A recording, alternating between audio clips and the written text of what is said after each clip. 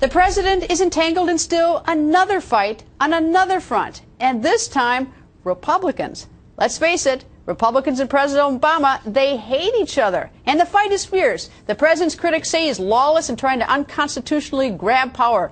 The president fighting back, threatening to use a pen to stomp all over Congress and the Republicans. Republicans aren't cooperating, so the president has to go the executive order route. I've got a pen and I've got a phone, and I can use that pen to sign executive orders on my own. I'm going to act on my own. I'll act on my own.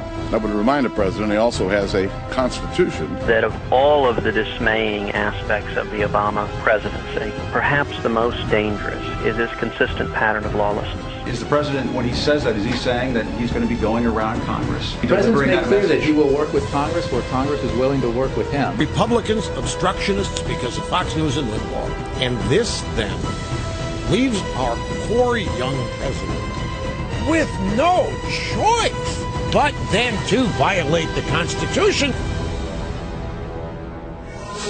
Congressman Trey Gowdy joins us. Good evening, sir. Good evening. How are you? I'm very well. Do you agree with Speaker Boehner that the president is essentially overstepping the Constitution? Because Speaker Boehner says that the president also has a Constitution and an oath of office he took when he swore to faithfully execute the laws of this country. Is that your thought about the president, or is the Speaker wrong? Well, there are several instances that buttress Speaker Boehner's position, including the Supreme Court. He's going to lose on the HHS mandate. He's going to lose on recess appointments. He lost 9-0 in a religious liberty case called Hosanna Tabor. You know, Greta, my perspective is this. He says he has a phone and a pen. I would tell him to be careful using the phone. This day and age, you never know who's going to be listening in on the conversation. But he's had a phone and a pen for 5 years. And we have an anemic economy, a feckless foreign policy, and people are losing hope. So rather than accept responsibility, he wants to blame Congress. That's what he means by this, is I'm going to blame Congress. They're recalcitrant. They won't work with me. He's had half a decade, and here we sit. Now, his press secretary said that the president wants to work with Congress. And, of course, the president says that he has a phone. Do you see any indication that the president wants to work with Congress? Is that a fair statement by the press secretary or not? No, ma'am, it is not. Jay Carney can't cite a single solitary example where this administration has wanted to work in good faith with House Republicans. Now, from 2008, 2010, they didn't have to deal with us. They had all the gears of government, and they gave us Obamacare. When the president has the cards, he calls the bet.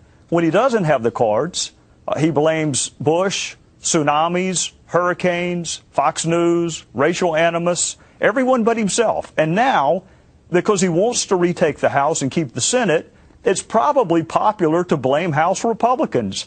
I might do the same thing if I were in his shoes. Or the other alternative is just to accept responsibility for the last 5 years on immigration, on mandatory minimum sentences. There are areas, mental health with respect to access to firearms, there are areas we're happy to work with him. But Greta, honestly, he doesn't have an interest in working with us. He wants to work with Speaker Pelosi, not Speaker Boehner, and that requires them to win in November and us to lose. And that's what all of this is about. Is there any overt gesture from the White House, from the president, to the House of Representatives, to the Republicans, even sort of a let's talk, or he uses that phone? Is there any overt gesture at all in the last 6 months? In his defense, he did come to talk to us. It was probably about a year ago. And frankly, he didn't have to. He came to the Capitol and talked to us. But there's a level of distrust, in part because we do believe his overarching goal is for John Boehner to be the minority leader. So when you look at it from the standpoint that he wants to keep the Senate and retake the House, I mean, does he really have the country's best interest in mind? He certainly doesn't have the Republican Party's best interest in mind. He's had 5 years. We have a bad economy, a bad foreign policy, and people are losing hope. And he's going to lose in November unless he can find a scapegoat. And he's tried natural disasters, and he's tried Fox News, and he's tried everything except himself. And now he's going to try House Republicans. But no, he doesn't. Cite me an example of where he has picked up the phone and said, you know what, I want to give a little bit. On this issue, I'm going to give a little bit.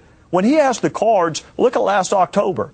We asked for a delay in Obamacare, which God knows now we needed. Everybody concedes we needed. He wouldn't even discuss that because he didn't have to. Congressman, thank you. Always nice to see you, sir. Yes, ma'am. Have a good weekend.